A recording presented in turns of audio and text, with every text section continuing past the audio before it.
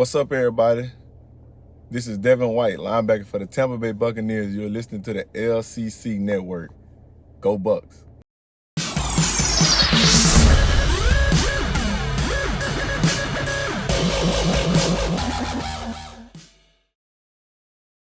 Hey everyone, welcome to the Commissioner's Clubhouse and the LCC Network for the Conference Championship Games. Happy holidays, everyone.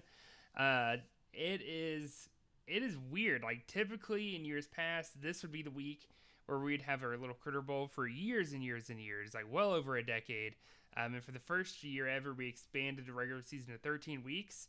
So now week 16 is our conference championship week. So it's a little twist to the LCC season, a holiday twist that is.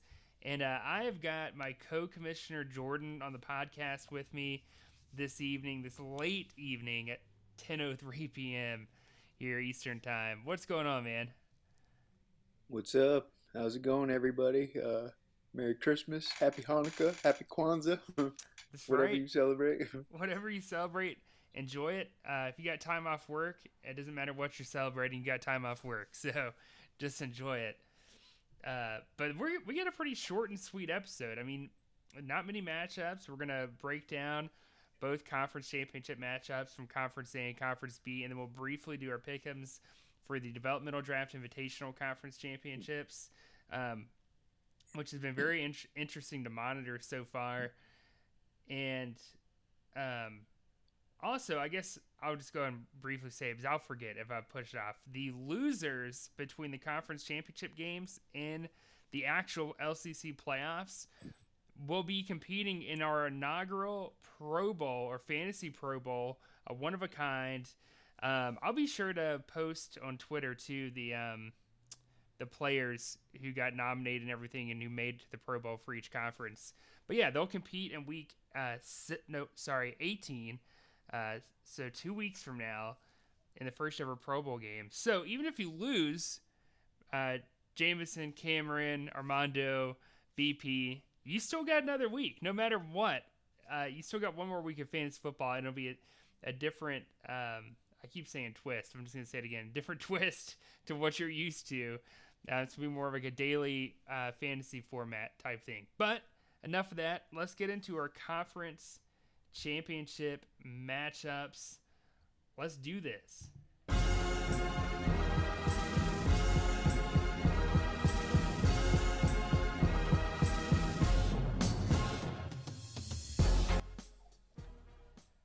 All right.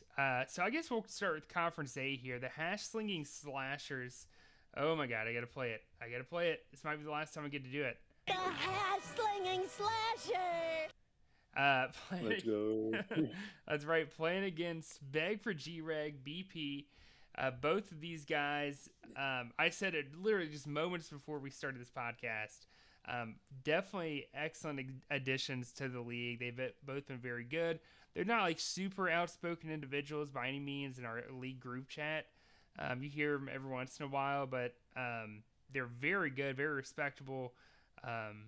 Whenever you play them, you know you've got top-notch competition on your hands, and I couldn't really picture a better little Critter Bowl matchup here going into Week 16. I mean, between the both of them, when you factor in playoff games, you know, one team has 11 wins, the other one has 12. If you take away the playoff wins, I mean, you get the picture. You got like a 10-win season on your hands for at least one of these guys. So this is a great matchup. This is a conference championship matchup. I think a lot of people could have foreseen early on in the playoffs, maybe even before the playoffs started. I think everyone was kind of high on BP ever since the offseason, and then just kind of built on that hype throughout the regular season. They have played each other once before in Week 9, where Hash Slinging Slashers won in a barn burner, 224 to 217. That's the only time these guys have ever played each other. That was this year, later in the later half of this regular season. And I honestly think it's going to be another good one. Jordan, do you want to break down the matchup here between them? Yeah, I can. I definitely think it's going to be a close matchup for the conference title over here.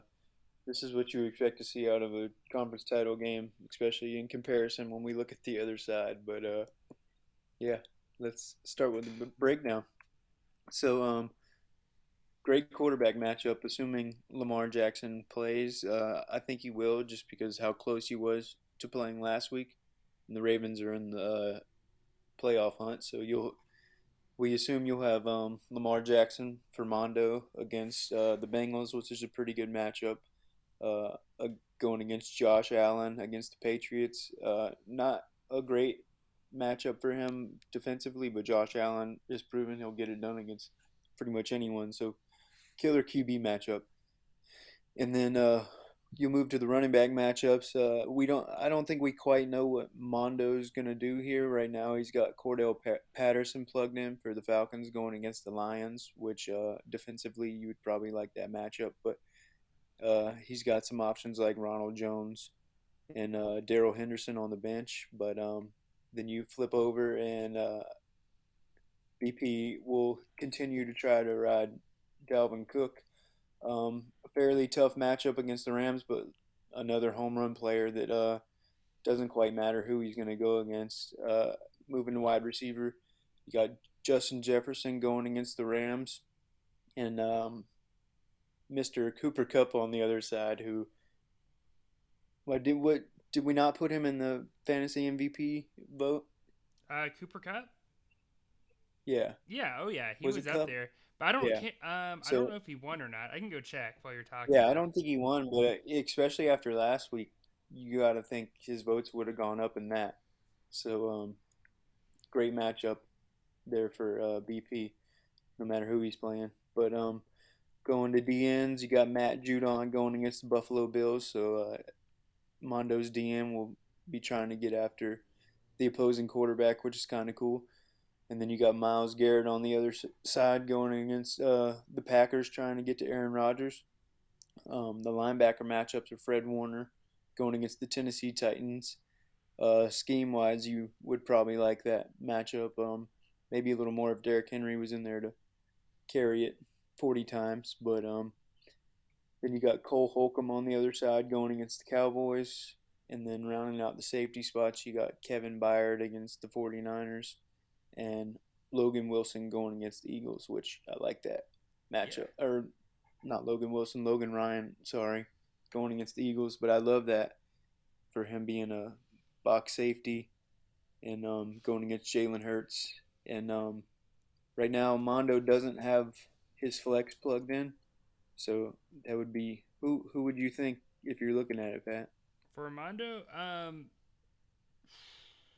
honestly, I could see him going. Um, Andrew Wingard, maybe gets an interception. He's been hot here the Yeah, past 3 weeks. I don't see why you wouldn't start him. I think Matt Milano going too. against the poor offense as well. Yeah, Matt Milano has a decent matchup because you know how, I mean, Bill Belichick is not afraid to pound the rock. I know he rotates yeah, running backs, but I think either way it's a solid matchup. I mean, I'd probably favor Wingard more because of the interception ability against the Jets. yeah, You know, yeah. I agree. But then that last player, whoever that may be, will be going against an excellent player on the other side, and Buda Baker going against the Colts. I think he could have a big game. I think they'll throw him down in the box, trying everything they can to contain Jonathan Taylor. Um, so a lot of great matchups, like individual matchups on both sides, and a couple not so good matchups, but just star players. So it'll be interesting to see how everything shakes out. What are your thoughts on the game? yeah. I mean, the more after you asked me that question, I thought about it more between Milano and Wingard. I'd have to go Wingard. I think he provides way more upside again because of the interception ability playing against the Jets. But also, I think he's got a higher floor. Even I just think he's probably the better all around flex player for Armando to put in there. Um, Yeah, I'm not saying he's a Logan Ryan, but obviously he has yeah, the ability because of that interception potential to maybe get very close or maybe even match what Logan Ryan does this week. But one thing, Jordan, I wanted to point out is that within Josh Allen's career in the NFL and as a Buffalo Bill. Based off our scoring system, he has averaged 33.6 points per game when playing Bill Belichick and the Patriots. Now, with that said, his scores have been everywhere when he's played him. He had 60 one year, and then he had like less than 20 in one game. So it's just been kind of everywhere. I think Bill Belichick and his defense is very serious. I could see them getting after Josh Allen in all the wrong ways for Buffalo. Now, whether or not that actually impacts Josh Allen's fantasy production, I don't know. I don't know if it will. I mean, they played him week 13, and he only got 24 points, if that says anything, though. Yeah. So that was a pretty good contained game against him 3 weeks ago. Can they do it again so quickly? Yeah, and if I'm Bill, I'm making Josh Allen throw. You know what I mean? Carolina did a very good job. I know Carolina got dragged against Buffalo, but partially is because of not having a kicker. It would have been a way closer game. But one thing their defense did a great job of is containing Allen and getting in his face frequently. And New England has the capability of doing that too. I could see Josh really having roughly that 33-point game, whereas Lamar Jackson probably does way better than that, coming off an injury and having a week of rest. Again, assuming he plays. I don't want to jinx anyone, but a couple things we got to keep in mind for BP. Myles Garrett is questionable. He wasn't a participant on Tuesday.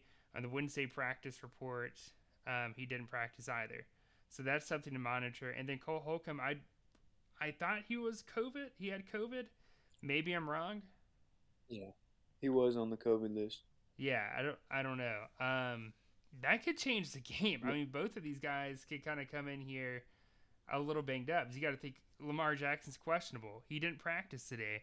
Let's say he does play. Is he going to be the same Lamar Jackson that's running over the field, or is he going to be more of a pocket passer? If he's a pocket passer, I'm not interested. We have seen Lamar Jackson have to throw, and I'm not saying it's terrible, but from a fantasy perspective, it's not that great. Yeah, it's not what you drafted him for. Exactly. And then, of course, Hashling / lost Leonard Fournette. He did get Rojo, and they're playing against Carolina. And that's a pretty solid matchup, honestly. So, it's actually very even, Jordan. It's weird that I'm saying that. Yeah. If there's anything I've learned over the past 24 hours, it is that it doesn't matter who you are, what your record is, your accolades, or anything. Once you're in the playoffs, there's only 3 days that matter. Thursday, maybe Saturday, maybe Sunday, maybe Monday, just depending on COVID stuff now. You just don't know anymore when your guys are playing. But, yeah, man, for me, when I look at this, though, I am going to go BP, beg for G-Rag. Cooper Kupp just keeps getting fed, and for some reason, no one will double team him.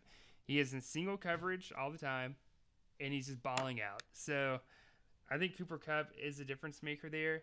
Myles Garrett may not play, but I think he can stream someone. And then if Cole Holcomb is out with COVID, he could possibly plug in Rashaan Evans, who has a good matchup against San Francisco this week. Yeah. Yeah, I'm gonna lean beg for G-Reg and BP as well, but I'm gonna say the game's within 15 points. Yeah, definitely. It's gonna be a close game. I think 15 is pretty accurate. If you want to crown him, then crown her. So that's what we're doing. We're crowning him. We're crowning him. We are. We crowned some people. Well, no. You weren't on the show last week. That was a Jameson. I'm trying to remember if we got this right. Anyways, I don't know if that's Kiss of Death or not. But we'll have to see. So let's move to our next matchup. These teams, regular season wise, couldn't be more polar opposite. Like literally, the Spurs. That is Cameron's team, my brother. Won his division. Made the playoffs again, has gone to his third straight conference championship. If he wins his third straight Little Critter Bowl appearance, playing against Give Me More, who went 5-8, winning his wild card team, but did win his division because of how bad it was. Upset Cody, Steel Curtain, and a huge upset. Then upsets me an 11-win team, big upset, and is now playing the Spurs. I don't think Big you can. upset. I don't think you can say anymore that if Jameson wins this week, it is not an upset, in my opinion. It's not. Because you have to respect this team and the points they're putting up. It's like consistently 200 now for the past 2 months. I mean, it's no different. It's weird to say than an 11-win team apparently with Taysom Hill, Justin Jackson, and Patrick Queen. And at one point, I feel like everyone had written off Patrick Queen early in the year, but that is not the case anymore. There is a little bit of history between both these guys. They have played each other 4 times since 2016. Jameson joined the league in 2013, though, so they didn't play each other for the first 3 years of Jameson being in the league. The last time Jameson won was Week 4, 2016. He won 168 to 167. Now, if memory serves me right, I think Jameson won off a stat change, and Cameron was devastated by it. And then Cameron's won the last 3. In fact, last time they played, Week 7, 2021, Cameron won 220 to 95. If that tells you how different this team is of Give Me More, he scored 95 points. What is that? 12? How many weeks ago was that? If I was Week 7, it's Week 16. So was it 9 weeks? Like 9 weeks. Yeah, 9 weeks ago. But just over 2 months, this team wasn't even breaking 100 points. Fast forward to now, they just broke 200 and beat the number 1 seed in Conference B. They have played each other in the playoffs before. It was 2020. Cameron won 241 to 193. It is Jordan. I got to say this too.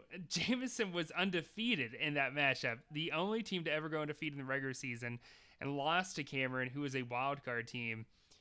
Man, it is crazy how things have changed over the past year, over the past 2 months or so. It is a wild turn of events that has led us to this matchup where Give Me More has won 5 straight. The Spurs have won 3 straight. Both teams are very hot. Even though Cameron didn't score very much last year, he's still finding ways to win. I think you said it. He has a horseshoe up his ass or something. Like, I don't know how someone gets so lucky. Yeah, he's the luckiest fantasy player I've ever seen. I think Cameron should probably go play the Powerball as soon as he can. I know, And agree. spread the wealth, buddy. I know, for real. It's just crazy. I've always said it. Fantasy football, there's a lot of luck involved. There's a lot. There's so many, just X factors in it, week in and week out. In fact, I really believe you have almost a better shot at streaming players all year long than drafting right and doing everything by the book and getting in and winning your division and making the playoffs. I think I am truly convinced of that. It is better just to stream every single week in every position at this point. But I'm getting off track. Let's break down this matchup between both these guys who are in the Conference B championship game. Did you want to do this one too, Jordan? Yeah, if you want me to. Okay. All right, let's do it. So starting off for Cameron and the Spurs, you got Tom Brady going against the Panthers, which he's got to love that matchup. Yes. Not for his real life fandom, but for his fantasy purposes. Going against, as you said, running back playing quarterback, Taysom Hill going against the Dolphins. I actually don't love that matchup for Jameson. I feel like the Dolphins can kind of try to stack the box and make him try to toss it around and get to Alvin and stuff like that. But going to the running backs, I like this pickup from Cameron earlier, Jeffrey Wilson. He's starting against the Tennessee Titans, and as of now, Jameson has Justin Jackson going against the Houston Texans, which I'm guessing he's going to roll with because I see Elijah Mitchell and Trey Sermon are both not playing. But moving to the wide receivers, Cameron's starting Christian Kirk against the Colts, and Jameson's rolling with Rob Gronkowski against those same Panthers. That is a good matchup. I almost want him to start Hunter Renfrow just because what he had been doing besides last week, but I understand after not scoring what he had been, you want to go back to Rob. Then going to defense, first defender for Cameron is DeMarcus Lawrence going against the football team, against Robert Quinn going against the Seahawks. And then Cam's got Alex Singleton going against the Giants, against Patrick Queen going against the Bengals. Those are pretty similar matchups in my opinion, with Mixon and Saquon going. Uh, Jesse Bates going against the Ravens, against Ryan Neal going against the Bears, and then Jaron Kirsch going against the football team against Xavier Woods going against the LA Rams. And I lean Cameron on those safety matchups just because of the type of safeties and the teams that they're playing. But overall, I don't love Jameson's team this week, and I personally think Cameron's run is going to continue, and I'm going to go with the Spurs. Okay. What do you think about it? Well, Cameron and Jameson already both know who I'm picking. Because I said this like 2 weeks ago. Whoever won the our divisional matchup between James and I really felt like was going to the Little Critter Bowl.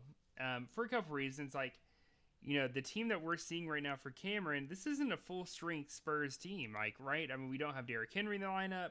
Denzel Perriman's been hurt. He's still questionable for this week. You know, Chris Godwin's out. The list kind of goes on there. And for Jameson's team, he's literally just streamed best player available at each position every single week. And I really do think because of Taysom Hill's running ability, I think he has the ability to go toe to toe, as weird as it sounds, with Tom Brady. And I mean, I'd still probably give Brady the edge because it's against Carolina. Definitely. But I think Taysom Hill keeps it close enough for a margin of error. And that running back, I'm actually going Justin Jackson over Jeffrey Wilson by a decent amount. Jeffrey Wilson's playing Thursday Night Football. First of all, do not like that.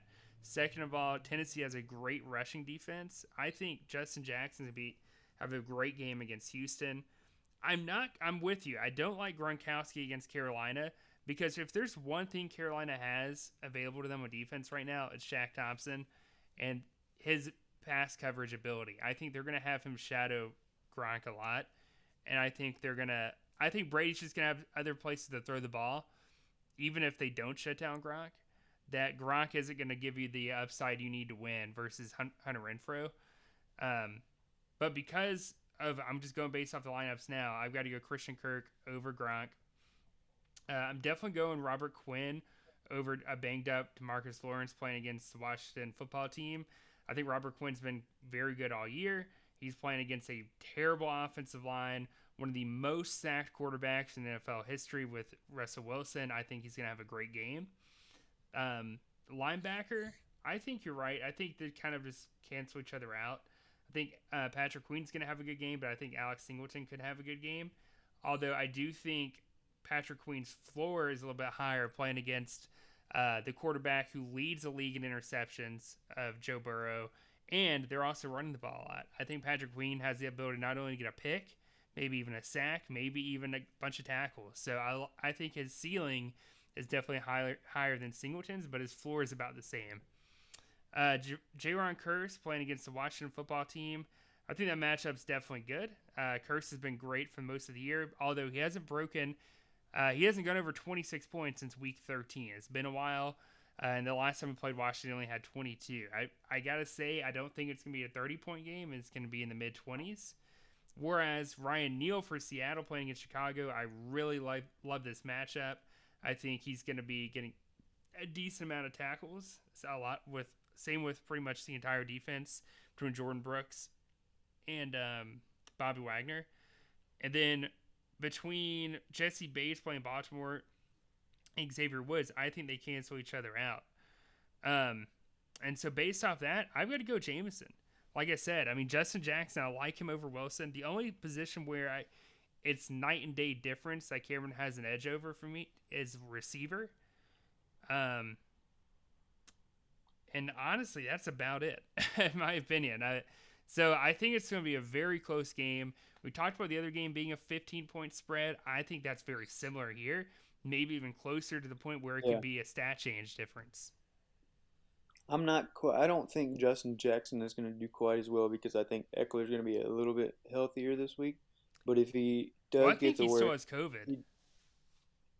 okay, I thought it last thing I read on him was he was good, but Maybe he is. If he is, then you're could be right. wrong If Justin Jackson, with my Cameron prediction because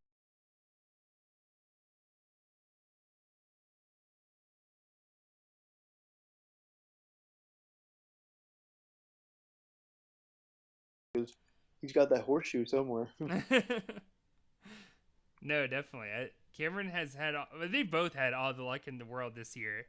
Honestly, I mean Cameron. Yeah, this year it just seems to follow Cameron. Yeah. No, I think that I was trying to. Sorry, I was looking online to see if I saw any news about Austin Eckler.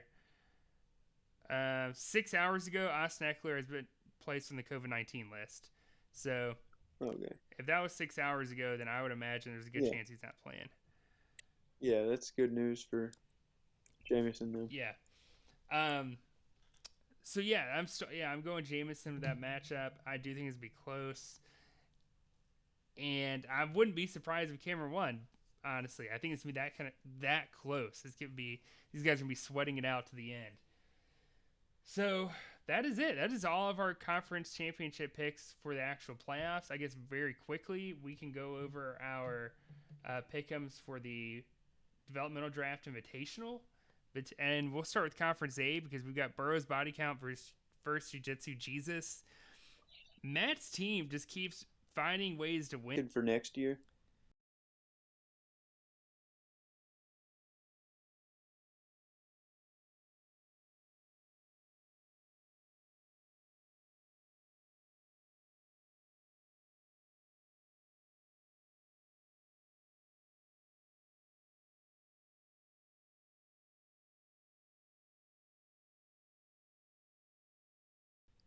And then all of a sudden Justin Fields has put up 39 2 weeks in a row, so pretty solid for him so far in the I think developmental Justin bracket. Fields turns into the Jalen Hurts of next year. I really think that. Well, and Matt will have him. Matt does have Assuming a couple you keep issues, though. I think Jonathan Abram says he's out, like he's not going to play, and Yeah, Justin he Fields probably is needs to questionable. replace that. Yeah. Who are you going here? Just quick looking at the matchups, I'm gonna say. This is kind of tough. Does he have anybody to replace Abram with?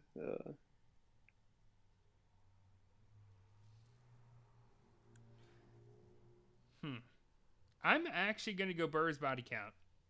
Matt's team's been more consistent, I feel like, lately, at least in the developmental draft invitational. But, man, if he doesn't have Jonathan Abram, that's going to be huge, honestly. Like, he's consistently been a dominant force in his defense. Yeah, I'll go Burrow as well. Yeah, I'm going to go there. All right, so then our other matchup. I don't think my dad thought he would be here, but Eastside Brawlers is playing Libertad Lobos in the Conference B Developmental Draft Invitational Championship. And it's weird. He is stuck with Miles Sanders all year for some reason. Probably the only person in fantasy to do that, but it has paid off the past 2 weeks he's played. He had 34 against Washington, and then the last game he played was against the Jets in Week 13. He had 36. It is crazy, but he is relevant again, Miles Sanders. He's finally arrived. After a season, it's like, he's playing for practically nothing. But this is interesting because Antonio Gibson is questionable.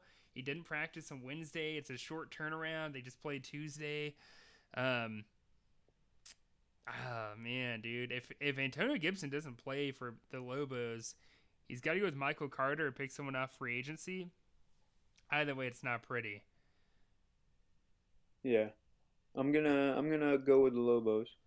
You're going Lobos? Yeah. You know what? I'm gonna go with Eastside Brawlers. If Sanders keeps playing this way, I think Eastside Brawlers is gonna be hot coming into this matchup, and if he can get, if Landon Collins healthy this week and Big Ben has to get in a shootout with Kansas City, I think that Lobos might be in for an upset. Yeah, I can see that. Well, Awesome. there's our picks. There they are. You got anything to add, Jordan, before we hop off? No, I think we're good. You already mentioned the Pro Bowl early. Yeah. Well, So it's good luck to the Final Four, and yeah, good luck to the developmental bracket. that's right. Best of luck to everyone. I got nothing to worry about now. I'm done. Same with you, Jordan. So it is what it is for Yeah, us now. These guys got to just sweat it looking out. off season. That's right. Good luck, everyone. Best of luck. We'll catch you guys in Little Critter Bowl 13.